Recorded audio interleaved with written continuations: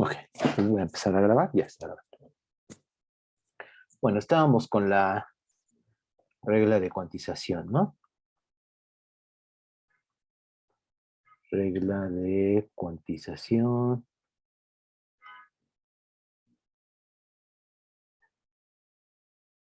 De Bohr-Sommerfeld.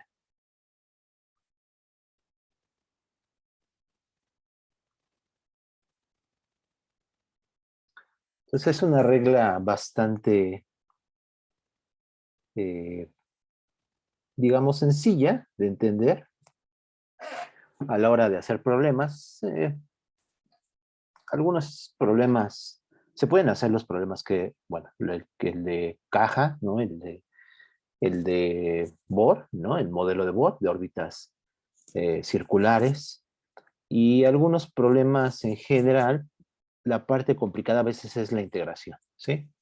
Pero bueno, ¿qué quedamos que era esto? Era la acción, ¿no?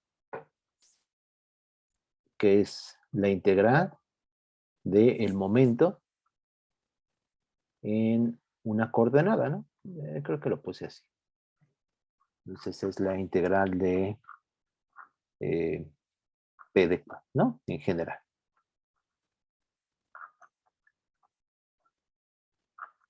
Esto es para órbitas circulares, ¿no? Esto de acá. P de Q igual a los múltiplos enteros de la constante de Planck.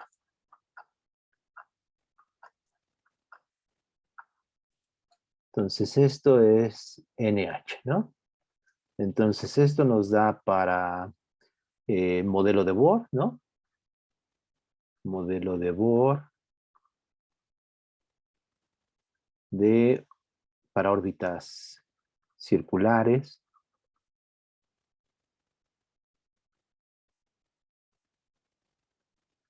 Circulares del modelo del átomo de hidrógeno, ¿sí?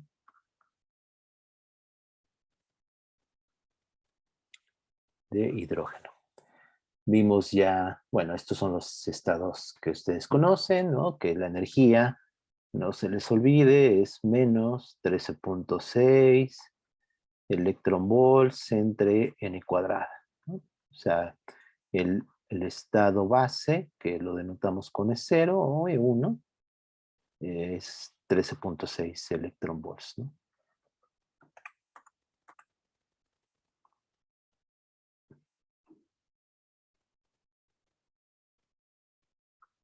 Se pueden encontrar los estados de las órbitas, ¿no? Los radios, etcétera. Pero bueno, eso lo pueden revisar, ¿no? Y ¿cuál otro vimos? El de caja, ¿no? En una caja en una dimensión.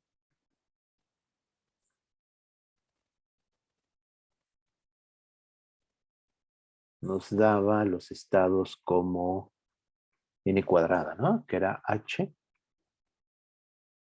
cuadrada, n cuadrada, entre 8ml. Si no me acuerdo. Son estos, ¿no? Los estados de energía de una partícula en una caja unidimensional, ¿sí? Caja en una dimensión. Este se puede generalizar en 3 dimensiones o en 2 dimensiones, dependiendo de las dimensiones.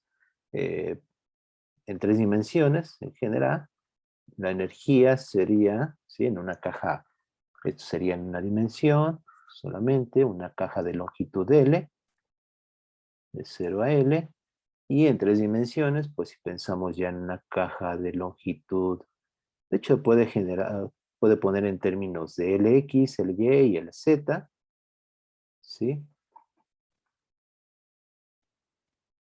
Lo podemos poner, a ver, en Lx, Ly y Lz, los estados van a depender de 3 índices, 3 n's, ¿no? Que sería nx, o sea, la generalización serían 3 integrales de este tipo, 3 integrales de acción, y una cuantizada en nx, otra en ny y otra en nz. Entonces tendríamos 3 estados cuánticos. Bueno, 3 índices, perdón. 3 índices para denotar esos estados. NX, NY y NZ. De hecho, aquí se produce algo que es degeneración y que significa que para una misma energía puede haber diferentes estados. Lo quiere deshacer. Ok, entonces déjenme ponerlo. Entonces, en 3 dimensiones, la generalización sería, le voy a poner un n vector, ¿sí? En vez de n, y el n vector pues, va a ser este de acá. Sus 3 componentes. Sería, pues, tomando esto, generalizándolo, sería un h sin h barra. Bueno, se puede poner en términos de h barra. Es común que los estados cuánticos los pongamos en términos de h barra. Entonces, de hecho lo podemos hacer. Si multiplicamos por 2pi al cuadrado y dividimos entre 2pi al cuadrado, me queda h barra cuadrada, n cuadrada, y aquí tengo que multiplicar por 2pi al cuadrado, me quedaría pi cuadrada, y aquí hay un 2 que es 4, y aquí tengo un 8, entonces me quedaría 2 veces ml. Así también se pueden escribir en términos de h barra. Entonces, vamos a ponerlo en términos de h barra, que sería h barra cuadrada, pi cuadrada, entre 2 veces m. Y aquí es donde podemos poner ya los índices, los números cuánticos, se les llama. Entonces sería nx cuadrada entre lx más ny cuadrada entre ly más nz cuadrada entre lz. ¿Sí?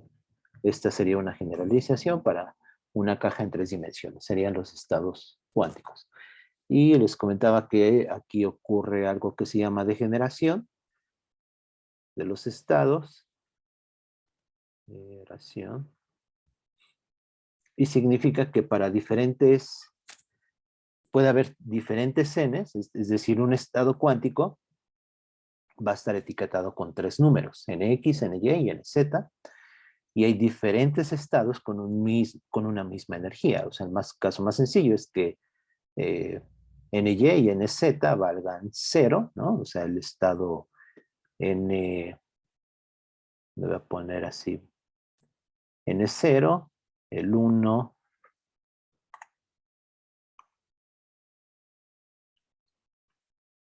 el 1, 0, 0, el n, de hecho es que podemos ponerle 1, 0, 0, y aquí el n es, lo voy a poner así, n', ahorita nada más para dar la idea, sería 0, 1 y 0, y el otro n0, 2', ¿sí? De hecho así los podemos etiquetar con estos 3 índices, que sería el 0, 0, 1.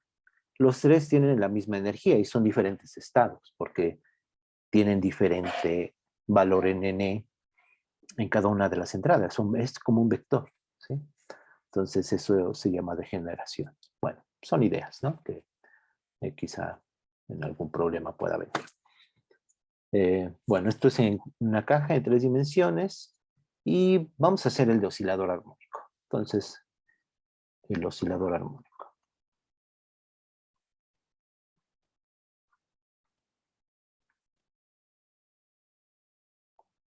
O sea, una de las cosas aquí importantes, algo que podemos ver es que al tener un sistema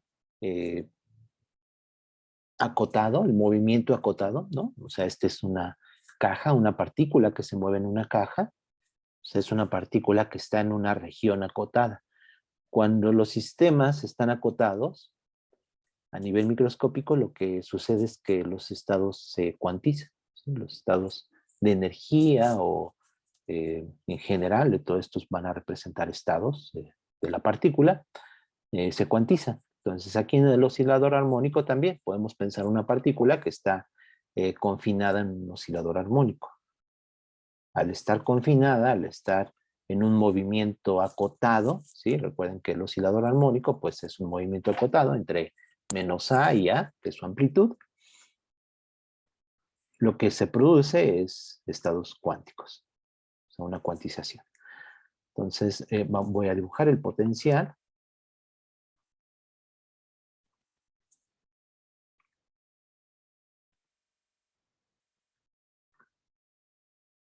Entonces, la energía potencial es un medio de... Lo voy a poner en términos generales. Si le pongo Kx, eh, lo podemos, a veces, si le pongo ya K, pensamos en resorte, ¿no? Y esto es muy general, entonces lo puedo poner en términos de la masa, de la partícula, y la frecuencia, ¿no? Recuerden que la frecuencia es una propiedad del sistema. Por ejemplo, el péndulo, pues tiene cierta frecuencia, el resorte tiene otra frecuencia, y depende del sistema, ¿no? Entonces puedo ponerlo en términos de la masa y omega, ¿no?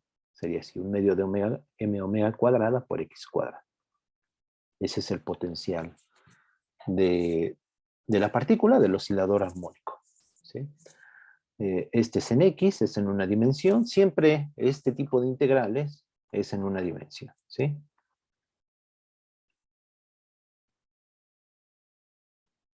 En una dimensión o algo más estricto en un grado de libertad.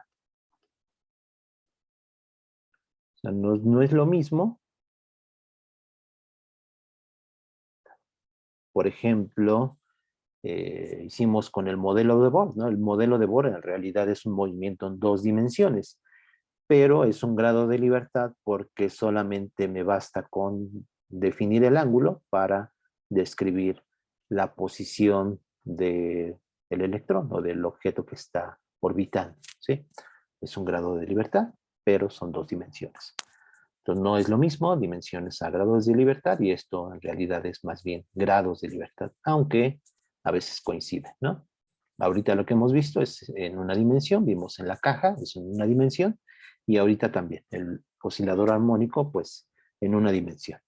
Entonces este es el potencial, y lo que tenemos que calcular es esta integral, la integral de la acción, P, en este caso, P de X, igual a NH.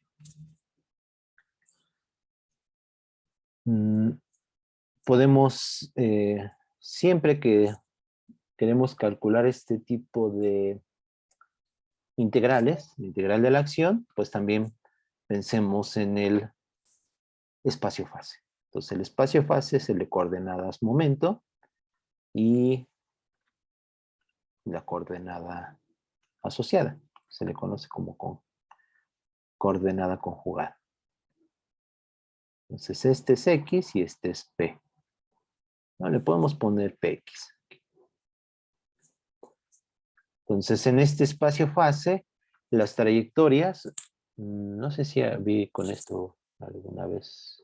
Sí, ¿no? Creo que lo vimos, que son, en el espacio-fase son elipses, ¿no? Y como lo vemos, pues la energía, ¿no? En este caso es una fuerza conservativa y se conserva la energía, que es P cuadrada, la podemos poner en términos del momento, P cuadrada sobre 2m, más la energía potencial, que es un medio de m omega cuadrada.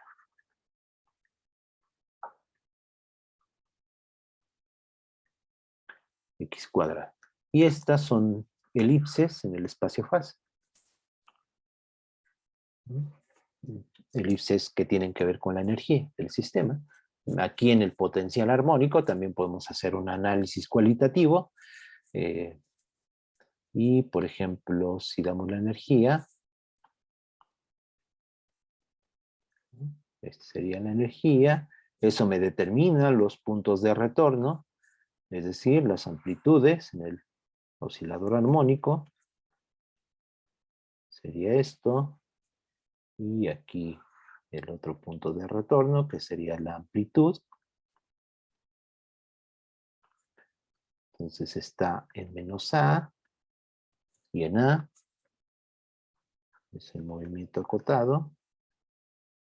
Y el espacio-fase, pues ya estas dos, esta amplitud me da ya los semiejes, el semieje en X, y la elipse sería algo así.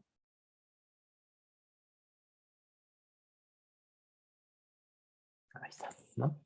Entonces, esta es la elipse, aquí está el potencial, y lo que queremos calcular ahorita es la integral de la acción, la integral de P de X, ¿sí? Entonces, lo que tenemos que hacer es encontrar P como función de X en esta integral. O sea, P de X tiene que ser una función de X para poder integrar. Y eso lo encontramos de la energía, ¿sí? Siempre este tipo de regla de cuantización, estas acciones se calculan para, en principio, para fuerzas conservativas, para potenciales, fuerzas conservativas que tienen una energía potencial, ¿sí? Un potencial de confinamiento. Entonces, de aquí podemos despejar P de X, que lo despejamos de aquí, ¿no?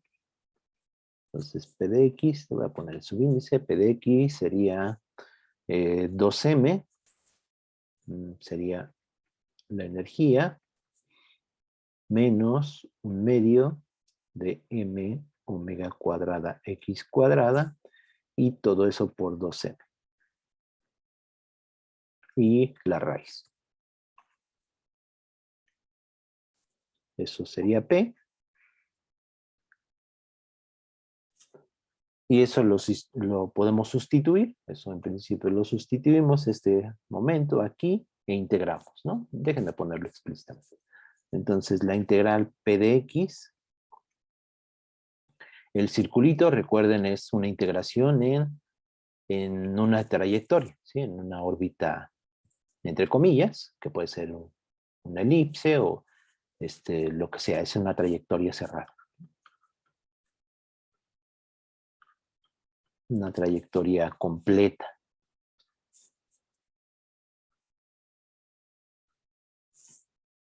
Entonces esta integral, que es P de X, va a ser pues la integral, ¿no? En este caso sería, como lo hicimos la vez pasada, para la caja unidimensional, pues la partícula se está moviendo en este potencial entre menos A y A, y podemos pensar lo que se mueve de, no sé, de menos A, ¿sí? Se mueve a A y luego de A a menos A, ¿no? Hace una trayectoria cerrada. Entonces va de aquí hasta acá, es el oscilador, da un ciclo completo, pues sería que va y regresa, ¿no? Y esa sería la integración. Entonces lo podríamos escribir de menos A, ¿sí? La amplitud de aquí para acá, de la integral, que sería esto de aquí,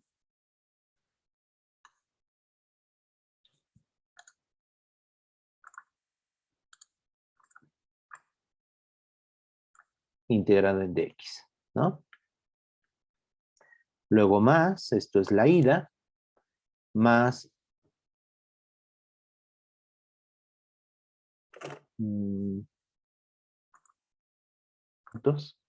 y en lo que voy renovando. Entonces esta integral pues se puede calcular así, analíticamente, haciendo este cambio de variable, o pensando en el área, ¿sí? Entonces es el área de esta elipse.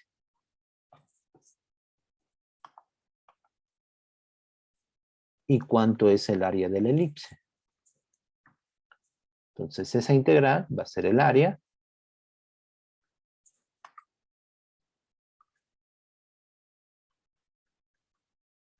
de Px de x, es el área de la elipse, ¿y eso cuánto sería?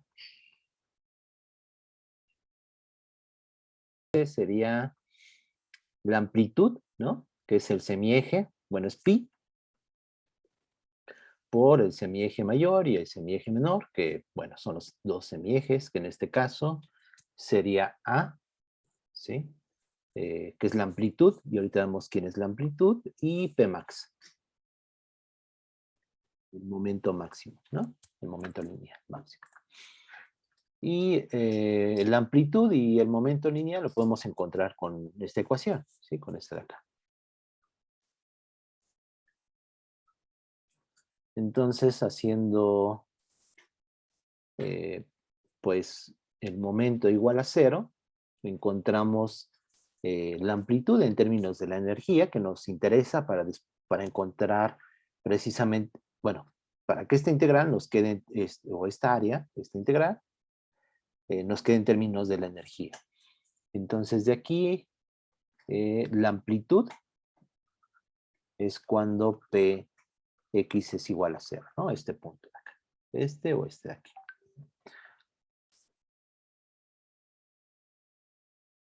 Y de aquí, entonces, cuando esto es 0, encontramos la amplitud, que es cuando X es la amplitud, me queda E igual a medio de M, omega cuadrada, y A cuadrada.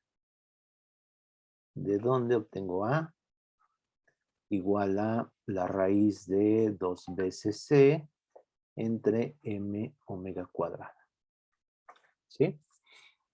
Y el momento máximo es cuando X es igual a 0, que son estos dos puntos, más y menos, ¿no? La raíz, de hecho aquí la raíz tiene un más y un menos, ¿no? Eso sería la amplitud. Y después, el momento máximo, pues lo encontramos cuando X es igual a 0. Déjenme dar espacio aquí. Y ya. Lo voy a hacer acá. Entonces, para X igual a 0, obtenemos el Pmax. El Pmax. El momento lineal máximo de la ecuación de la energía. Entonces, cuando X es igual a 0, tenemos que Pmax es igual a 2 veces A, la raíz, porque está al cuadrado, es 2 veces M. Entonces, sustituyendo esto aquí, ¿no? Me queda que la integral de la acción, Px de x, es igual a pi por A. Bien. Entonces, esto va a ser pi por A, y A es esto de aquí, que sería raíz, voy a poner raíz de 2 veces C, entre M omega cuadrada, y eso por raíz de 2 veces M, ¿sí? Y eso por regla de cuantización de Bose-Sommerfeld es N, múltiplo entero de la constante de Planck.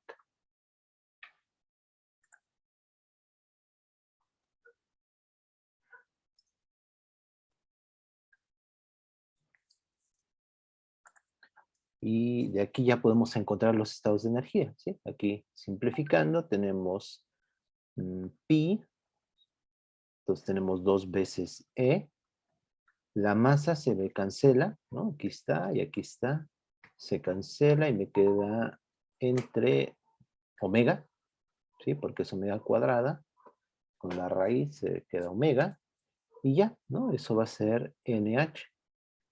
Este mismo resultado se puede obtener integrando, y esto me da finalmente que la energía, los estados de energía, aquí fíjense que está el 2pi, entonces queda como N, H barra, que es H entre 2pi, por omega. Y ahí están.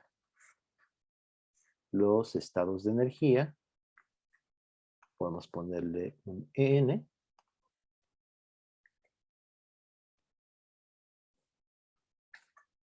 estados de energía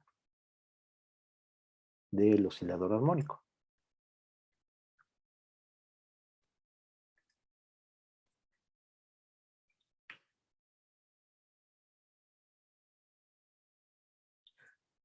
Bueno, entonces a veces conviene hacerlo con el área, si se puede, ¿no? Si permite calcularlo de manera más rápida, y si no, pues hay que hacer estas integrales, ¿no? En toda la trayectoria, y ver cómo van los puntos de retorno. Este tipo de problemas siempre tiene puntos de retorno, otra vez, porque es un movimiento acotado. Entonces, el otro ejemplo que quería proponerles será el siguiente. Entonces, tenemos un potencial lineal, que es como el ejemplo de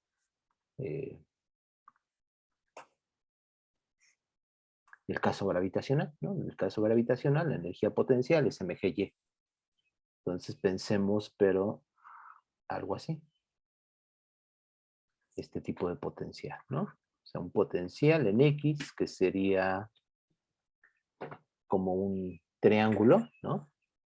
Que lo podemos escribir, podemos hacer uso del valor absoluto, una constante A, le voy a poner una constante A por valor absoluto de X, ¿no? O si quieren ponerlo en términos con signos, sería AX, si X es mayor o igual, es positivo, y menos AX en la región negativa, ¿sí? Está en el origen, son rectas, es un potencial lineal con cierta pendiente que es A. Entonces, ¿cuáles serían los estados de energía? ¿Por qué no intentan hacerlo? Y ahorita lo resolvemos. ¿Sí queda claro? Sí, profe. Ok.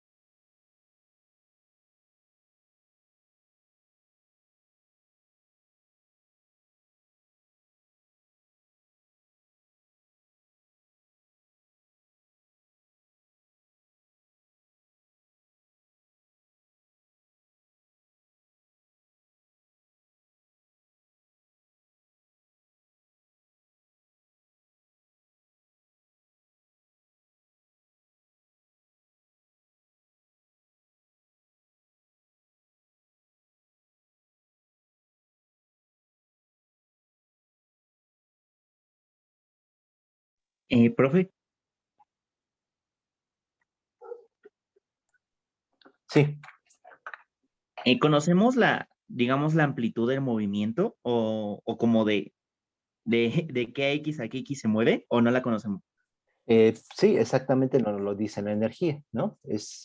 Si tenemos un potencial, nosotros trazamos nuestra energía, ¿sí? Y esa energía, o sea, es la energía mecánica, ¿no? Recuerden que la energía mecánica siempre es la energía cinética más la potencial. Entonces, esta se conserva y esto me da precisamente los puntos de retorno, ¿no? Este Ah, sería, no sé, un x0 si quiere, y esta sería menos x0, y va a quedar en esos puntos de retorno, quedan en términos de la energía, como lo hicimos con el eh, potencial armónico. Vean que los puntos de retorno, que es la amplitud, queda en términos de la energía. perfecto, profe, gracias. Ok, sí.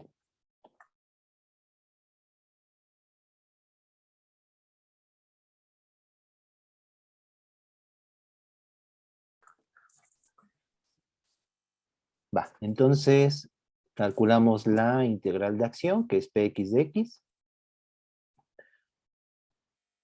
y pues lo vamos a hacer en pedazos, ¿no? La energía es la cinética, que es P cuadrada. En este caso hay que ponerlo en términos de momento, más U de x, ¿no? Que lo podemos escribir así, como A, valor absoluto de x, que es este potencial. De aquí podemos despejar precisamente el momento, ¿no? Entonces de aquí despejamos P, que me quedaría otra vez como la raíz de 2 veces m por la energía menos el valor absoluto, A por el valor absoluto de x. Y hay que hacer esta integral. Entonces esta sería la integral de esto de acá. Y lo que tenemos que hacer es por pedazos, ¿no? Porque hay un cambio de signo en el potencial. Entonces lo podemos hacer así. Vamos de 0 a L, a x0, perdón, ¿sí? Y ese x0 lo podemos determinar con la energía. Si los puntos de retorno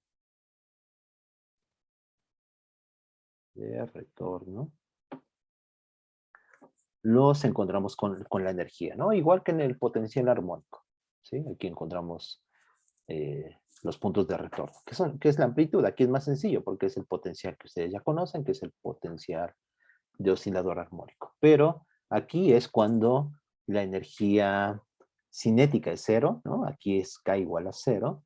Recuerden que en cualquier posición intermedia que está la partícula, en una X arbitraria, tenemos una parte de energía cinética y una parte de energía,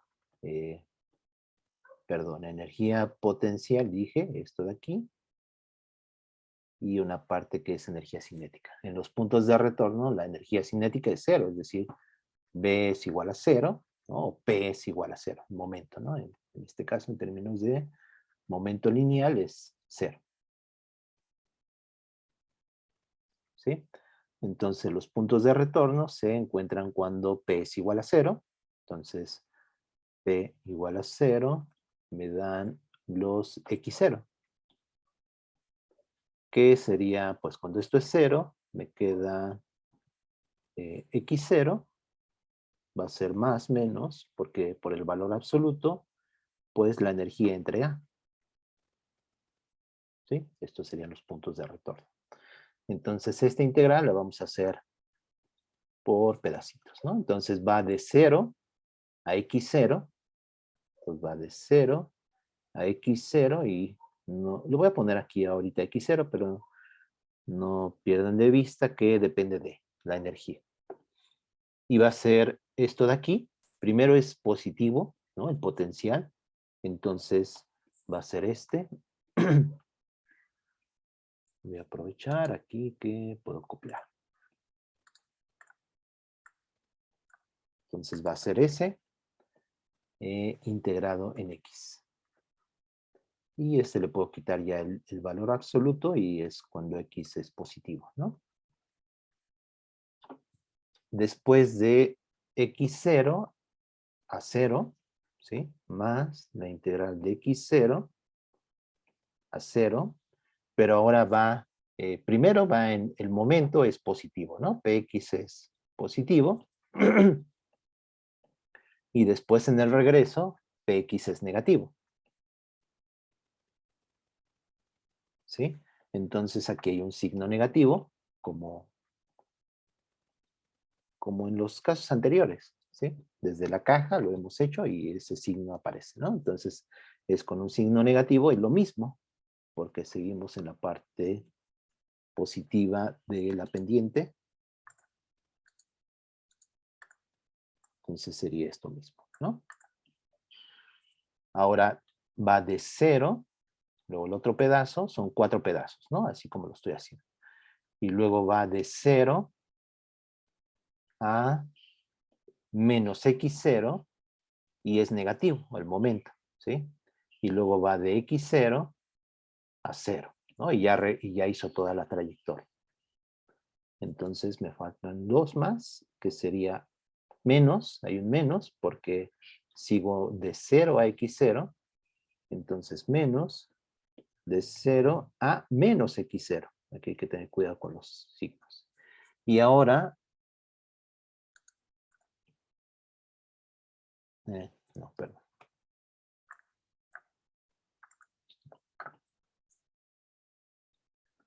Este es el que quería copiar. Y acá. Y ahora es negativa, ¿sí?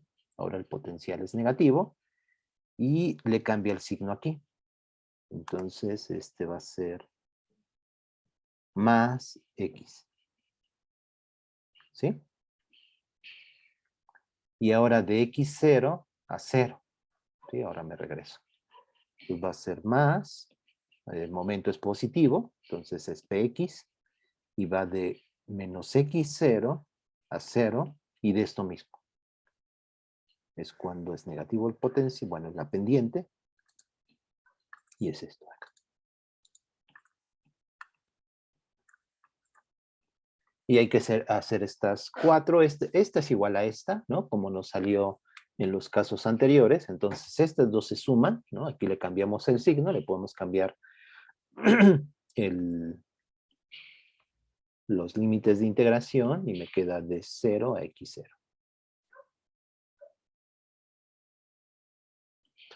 Y aquí lo mismo, aquí le podemos cambiar el signo, menos, y va a ser de 0 a x0, a menos x0. Y ya, ¿no? Entonces se suma, ¿no? Es 2 veces esta y 2 veces esta. Pues 2 veces esta integral. Se puede hacer con un cambio de variable.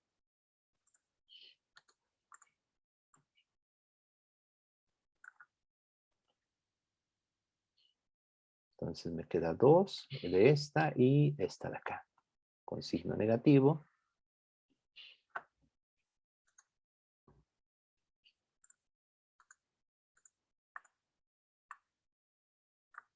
Y esta.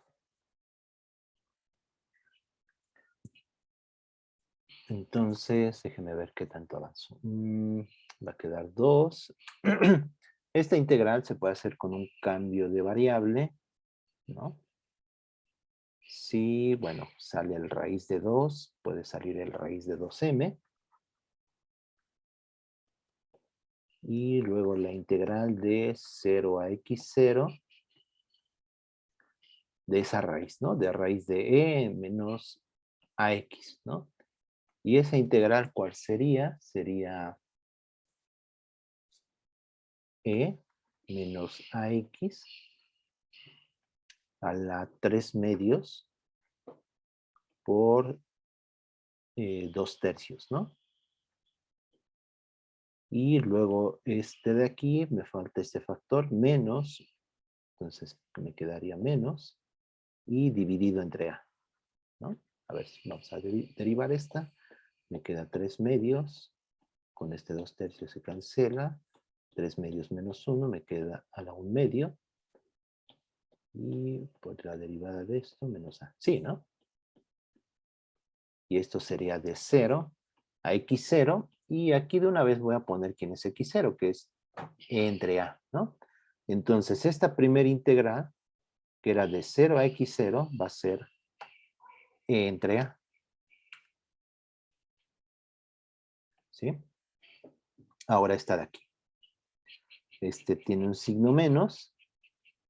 Y aquí me quedaría lo mismo, pero ahora con signo positivo a la 3 medios entre 2, por 2, entre 3 veces a. A ver, derivamos. Y este signo es este de aquí. Este es este de aquí, que venía de aquí. O sea, este no tiene un signo negativo aquí, entonces no le cambia aquí el signo. Y este de aquí sí, ¿no? Tiene este signo de aquí. Entonces aquí hay que tener cuidado con esos signos. Y según yo así queda. Y ahora es de 0 a menos entre a.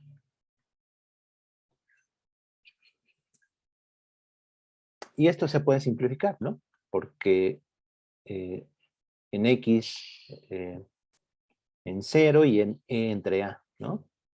Entonces, ahí va la idea. Esa es, bueno, esta es la idea.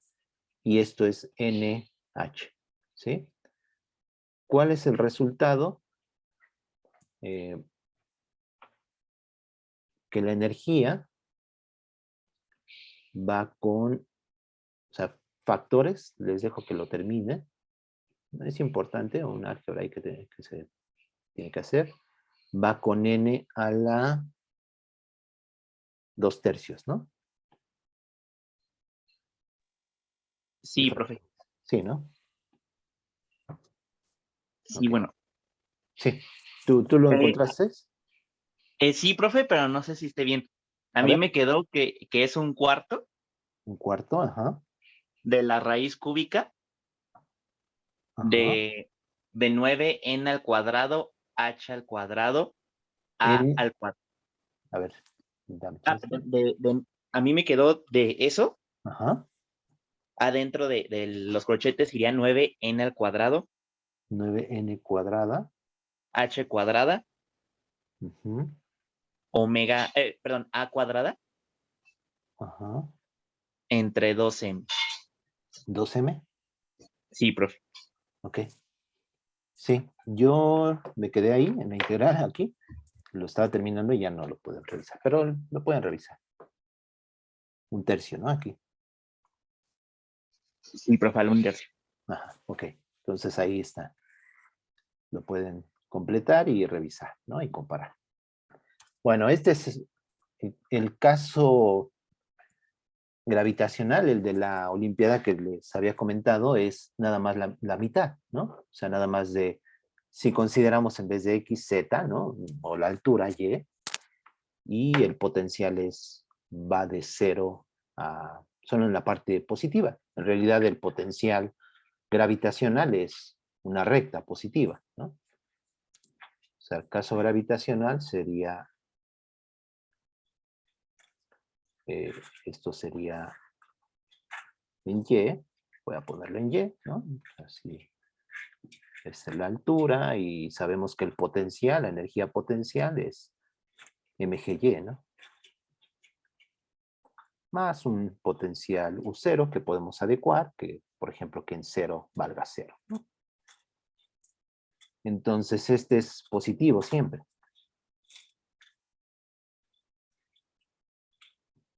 ¿no? Donde la pendiente pues es mg. Y en el problema lo que la idea es que pues se lanza en tiro parabólico o puede ser también tiro vertical, no importa. Lo que nos interesa es en la coordenada y. Entonces es un caso particular de la parte positiva de este potencial. Se podría pensar así, ¿no?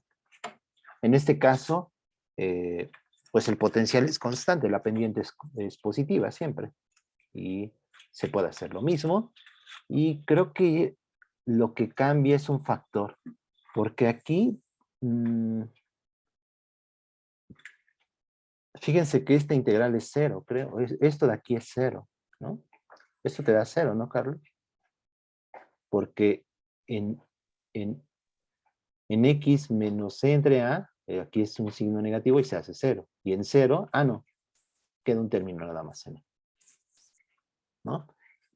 Y este Sí, profe. término no aparece si fuera solamente positivo, el potencial. Este término es el que aparece debido a que tiene esta parte aquí con pendiente negativa. Bueno, ¿alguna pregunta, alguna duda?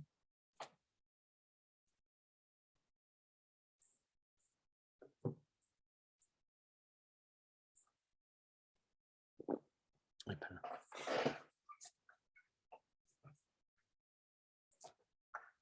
¿No? Bueno. Entonces vamos a seguirle. Déjenme ver si vamos a hacer esto. Entonces quisiera ver un ejemplo de dinámica de cuerpo rígido, ¿sí? El del giroscopio. Entonces pensemos en este siguiente problema. Entonces tenemos una barra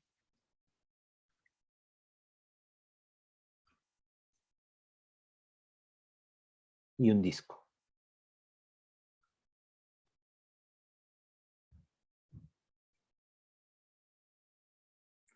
Soportada por 2 cuerdas. Entonces es un disco, ahí que está.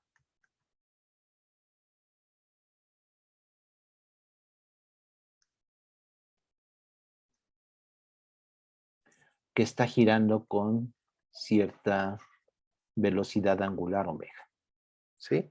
Y está rotando porque le dimos vueltas, ¿no? Al disco y está rotando, no tiene fricción y está rotando con esa velocidad angular omega. Entonces la pregunta es, bueno, vamos a analizar la dinámica, ¿no? De este sistema.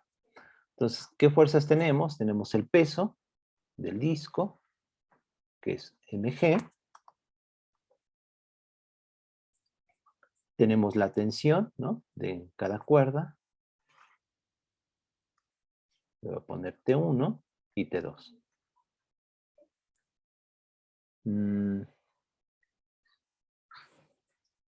Ajá. Entonces, la traslación, la ecuación de traslación,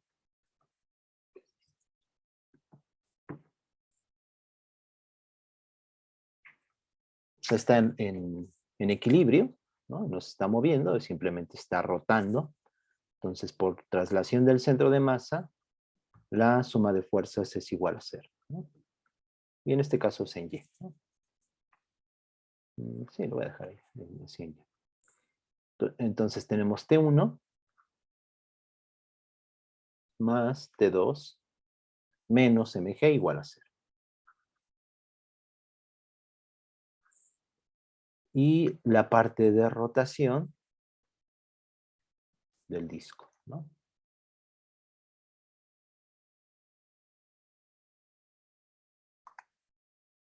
Respecto del centro de masa.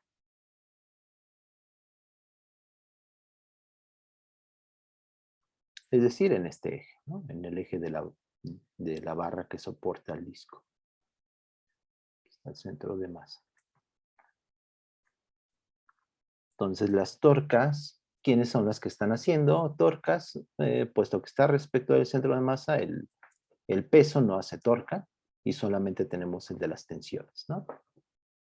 Entonces nos fijamos en este punto que es el centro de masa y tenemos la torca de T2 que es positiva. Entonces sería T2 y vamos a ponerle aquí que esta distancia sea A. Voy a llamar esta distancia de aquí. Es A y esta de aquí también. Entonces tenemos T2 por A es positiva y la de T1 es negativa, ¿no? La torca. Entonces esto es suma de torcas. Bueno, esto es suma de torcas respecto del centro de masa. ¿Quién sería? Sería masa por aceleración, es decir, momento de inercia por alfa.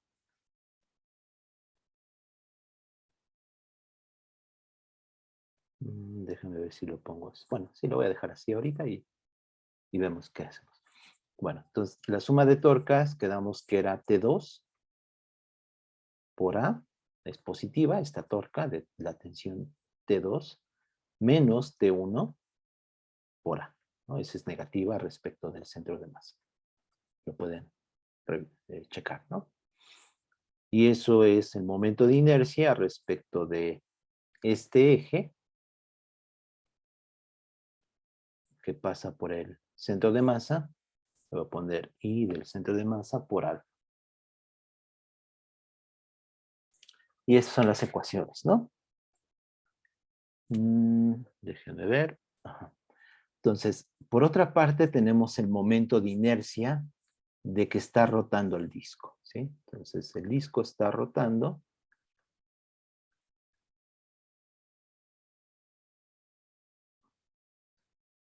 Y por lo tanto, tenemos el momento de inercia, digo, el momento angular.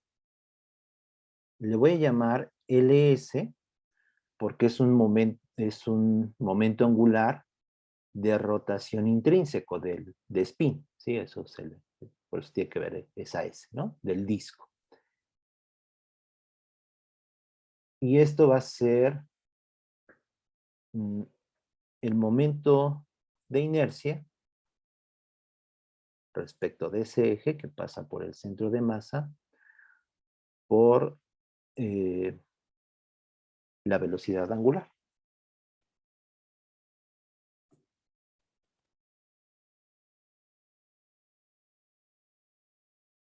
Ajá.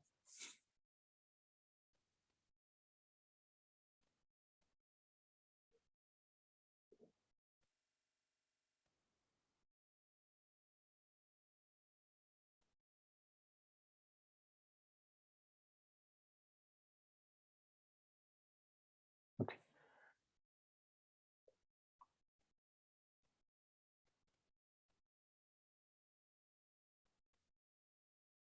Y este momento angular es constante, ¿no? Aquí lo importante es que es constante.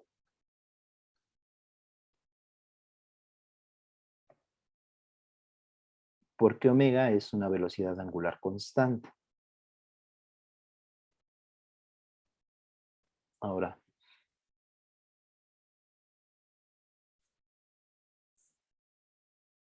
¿qué pasa si vamos a suponer el siguiente caso, que las tensiones sean igual, ¿sí?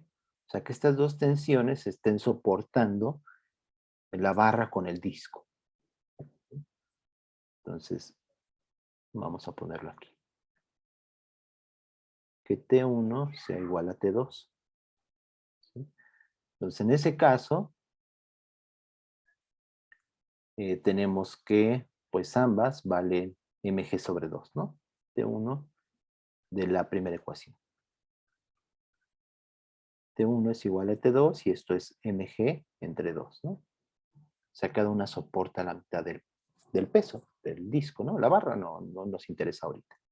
Es una barra sin peso, ¿no? Su masa es despreciable o lo podemos pensar como pues, un eje muy delgado, ¿no? Entonces la tensión se reparte el peso y de esta ecuación pues simplemente obtenemos que la suma de torcas es igual a 0, ¿no? Porque es la misma esta distancia y la t es la misma. Entonces la suma de torcas es igual a 0. Y pues omega es constante y no pasa nada, ¿no? Ahora,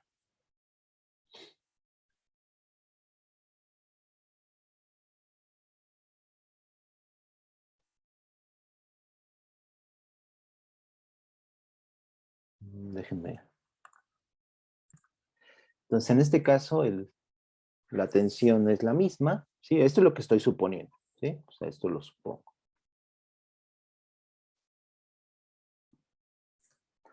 Que la tensión es la misma, la suma de torcas es igual a 0, y recuerden que también tenemos la ecuación dinámica, que es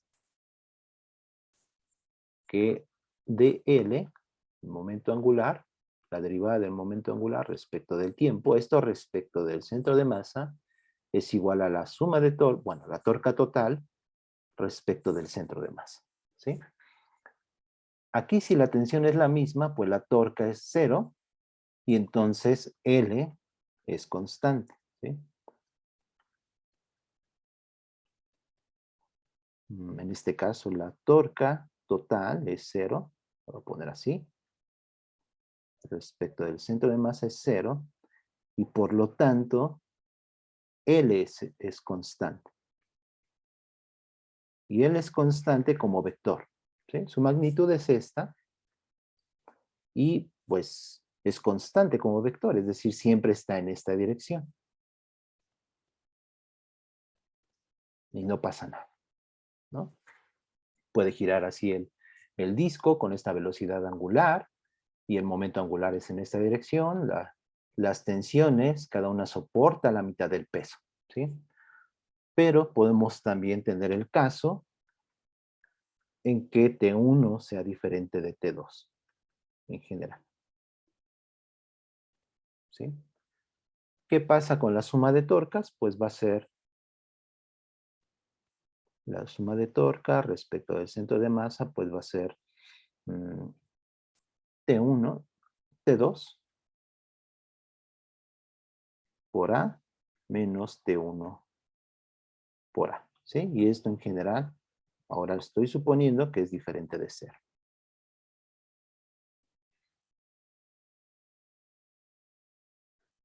Si pensamos en esta ecuación, ¿sí? Entonces ahora la torca total respecto del centro de masa, pues en realidad es constante, ¿sí? O sea, T1 es diferente de T2, pero tienen cierto valor, y A es constante. O sea, esto es constante.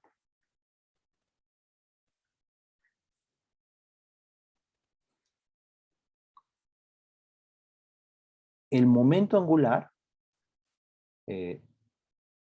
¿sí? Este que estoy llamando S, que es el momento angular del disco, ese es constante en magnitud, ¿sí? Porque yo le di esta velocidad angular omega, que es constante,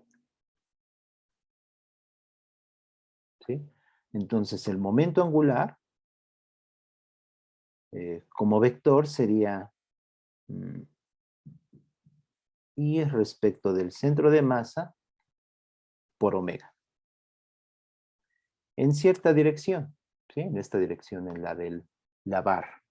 Entonces le voy a poner, lo voy a hacer así. Entonces la magnitud de L es constante.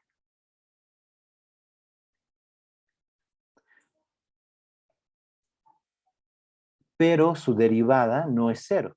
El caso 0 era este de aquí, ¿sí?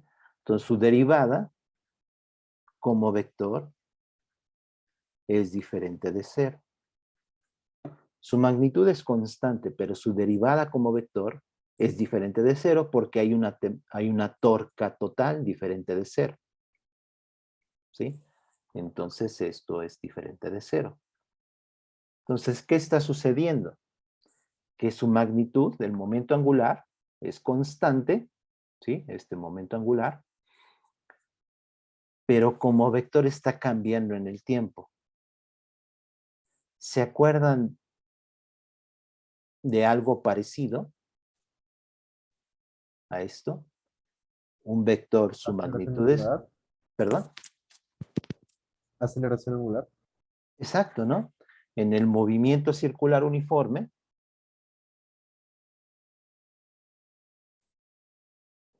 tenemos que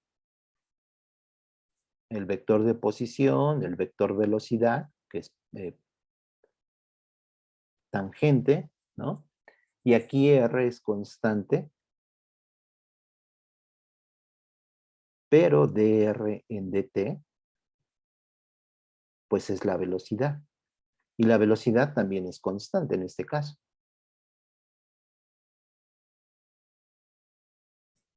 Entonces, fíjense, es un vector cuya magnitud es constante, su derivada es perpendicular a E, ¿no? R es perpendicular a B. De hecho, es una propiedad en general, creo que lo vieron con Rodrigo. Si ustedes tienen un vector A constante, cuya magnitud es constante, ¿no? Por ejemplo, así. Su magnitud es constante, aquí no es 0, perdón. Pero puede estar cambiando de dirección. Entonces, su derivada es perpendicular a él.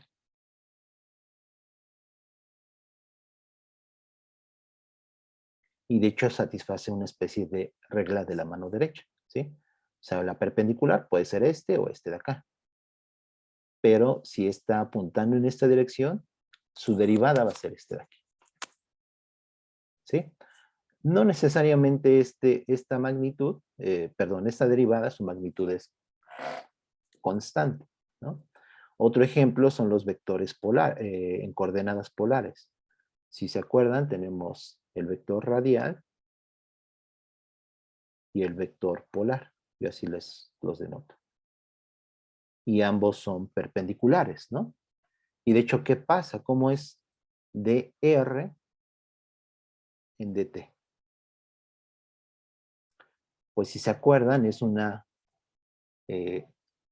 teta punto, una velocidad angular en la dirección polar. Y el d teta en dt sería este de acá, entonces sería menos teta punto, hay un factor, ¿sí? Hasta por dimensiones, en r. Entonces estos son dos ejemplos. Algo va a suceder aquí.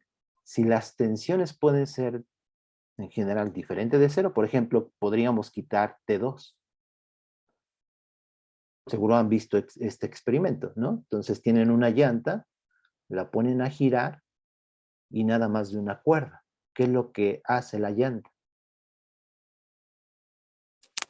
Si quito aquí yo esta tensión, puedo quitar esta cuerda fácilmente. Este es un disco, una llanta que está girando, sostenido de una cuerda. ¿Y qué hace la llanta? ¿Qué hace la barra con la llanta?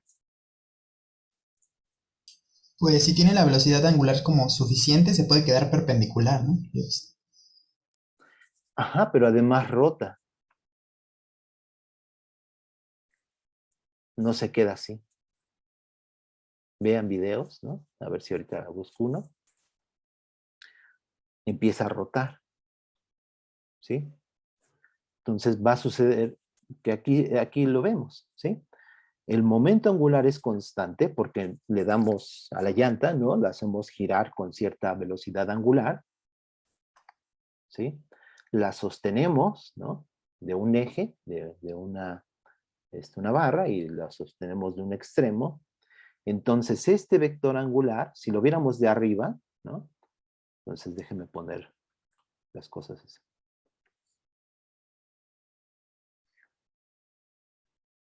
Entonces, tenemos L, ¿sí? Que es el vector en la dirección de la barra, ¿sí? Su magnitud es constante, porque es el momento de inercia que no cambia del disco, de la llanta, y la velocidad angular que le estamos imprimiendo, que le estamos dando, ¿sí? No tiene fricción, todo ideal, ¿no? Entonces tiene su magnitud es esto. Entonces, ¿qué va a hacer? Pues su derivada va en esta dirección. Este es de L en dt. Y esto es la torca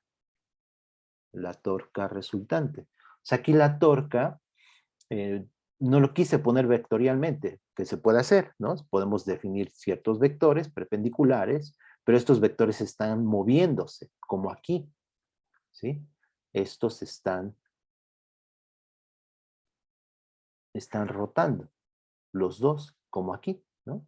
Aquí tenemos este vector velocidad y este vector de posición, y pues siguen a la partícula que está moviéndose en un movimiento circular uniforme con cierta velocidad angular omega, ¿sí? Y estos van a estar girando con otra omega diferente, no esta omega, de hecho le podemos poner omega S de spin, es debido a la rotación intrínseca de la llanta o del disco, entonces aquí omega S, y esta llanta lo que va a hacer es que es la dirección del vector momento angular, pues va a girar con cierta velocidad angular omega mayúscula, ¿sí? Entonces, ¿cómo va a estar dada la torca? La magnitud de la torca, no lo escribamos en vectores, como aquí en el movimiento circular uniforme, R lo podemos escribir en vector y B también en vector, pero no tiene mucho caso. Sabemos que el vector es constante y que ¿cuánto vale aquí la velocidad? La magnitud en el movimiento circular uniforme.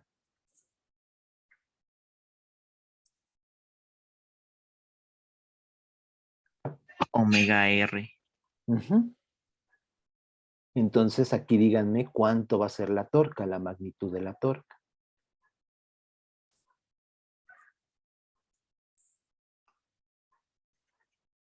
Es la misma idea. Pues la magnitud de la torca, que es este vector, ¿cuánto va a ser?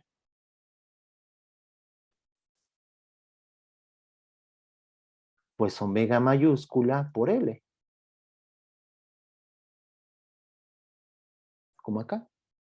R, aquí el papel que juega R, que es el vector de posición, es L. El vector, la derivada de L, que es el vector velocidad en el movimiento circular uniforme, es la torca, ¿sí? Entonces esto es lo mismo que esto, ¿sí? Hasta aquí, hasta nos olvidamos de los vectores, porque pues es muy más sencillo, ¿no? Pensarlo, pues la velocidad es omega r, la aceleración pues es omega cuadrada r, y r es constante, que es el radio de la trayectoria circular, ¿no? Entonces en este movimiento, en este disco, en esta llanta, podemos quitar una de las cuerdas, o en general que sean diferentes. Hay otros ejemplos donde podemos poner aquí un peso. Entonces aquí la tensión va a ir en otra dirección. ¿Y qué va a hacer? Pues también va a girar, ¿no? Aquí la torca en magnitud, ¿cuánto es? Esto mismo.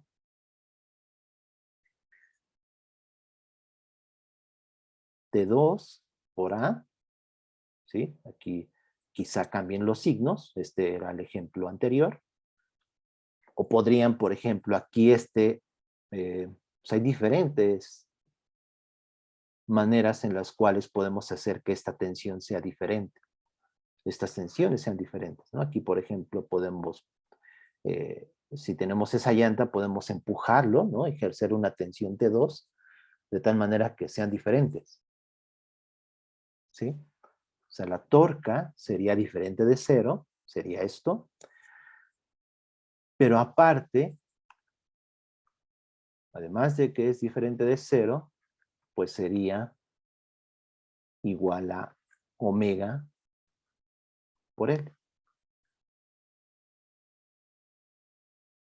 LS, ¿sí? Por eso le puse LS. Este es LS.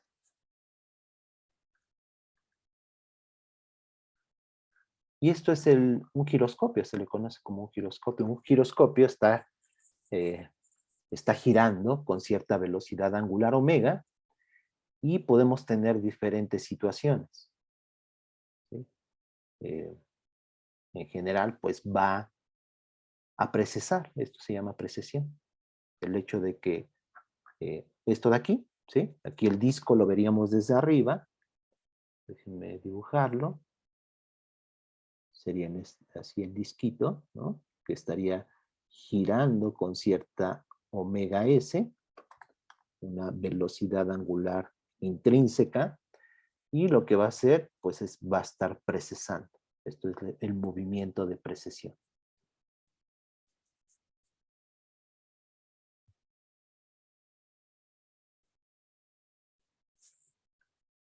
¿De acuerdo? Aquí algo importante es esta relación. La torca va a ser omega por L, por la magnitud de L, ¿no? Aquí es LS, es el momento angular intrínseco. Entonces tenemos estas dos ecuaciones. Suma de torcas,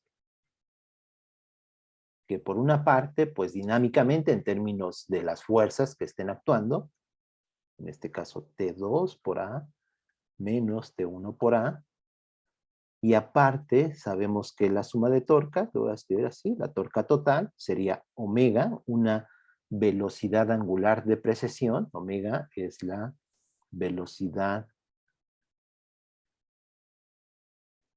angular de precesión, que son diferentes en general a omega S, ¿no? Entonces esta suma de torcas, esta torca total va a ser omega por LS, ¿sí? Y LS, pues es el momento de inercia respecto del eje de rotación. Le voy a dejar el centro de masa, aunque a veces se le suele denotar también con IS, ¿no? El momento de inercia respecto del eje de rotación intrínseca por omega S. Perdón. ¿De acuerdo? ¿Quedó clara la idea? Sí, sí, profesor. Bien. Bueno, ya termino y quisiera que pensaran en el siguiente problema también. Es una moneda, el clásico, quizá lo han visto. Entonces tenemos un eje, el eje Z, y es una moneda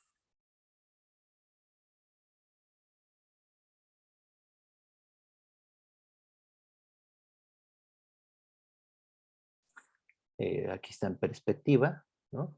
Aquí podemos poner. Entonces, esta moneda, así lo estamos viendo de canto, ¿no? Está describiendo una trayectoria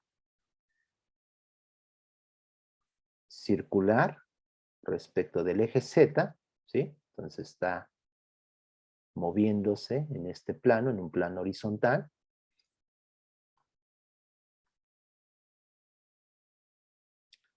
Entonces describe una trayectoria circular de radio, vamos a ponerle radio R, R mayúscula. La moneda tiene cierto radio B. Y mientras está describiendo esta trayectoria circular en un plano horizontal, pues también está rotando, ¿no? Le voy a poner precisamente la omega S, si quieren.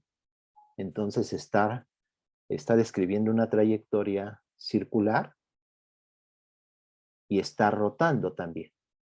¿Sí queda claro la idea? Se me trabó un poquito en la parte de la B, profesor. ¿Qué significa la B? B sería el radio de la moneda. Radio de la moneda. Ok. Entonces, lo voy a poner aquí la moneda, ¿no? Entonces la moneda sería esta, ¿no? A lo mejor no ayuda mucho mi dibujo. Pero esta sería la moneda. Y su radio es B. Aquí lo estamos viendo de canto. ¿Sí? O sea, esto tendría, a lo mejor si puedo, no, mejor no, trato de mejorar la imagen. Entonces está rotando, ¿sí? Bueno, está describiendo una trayectoria circular en un plano horizontal, tiene radio B, la moneda, y está inclinada, ¿no? Cierto ángulo. Entonces, déjenme ponerlo aquí. Este es el eje Z. Este es el radio R, ¿no? O sea, si lo viéramos de canto totalmente, ¿no? La moneda estaría inclinada.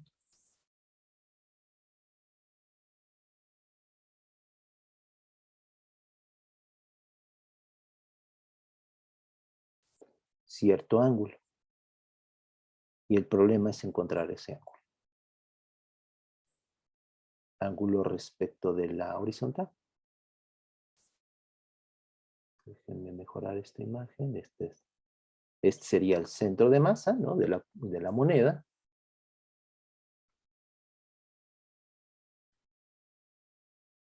Este es perpendicular, ¿no? O sea, este es perpendicular a la moneda, este eje. Y el problema es encontrar este ángulo que está inclinada esa moneda.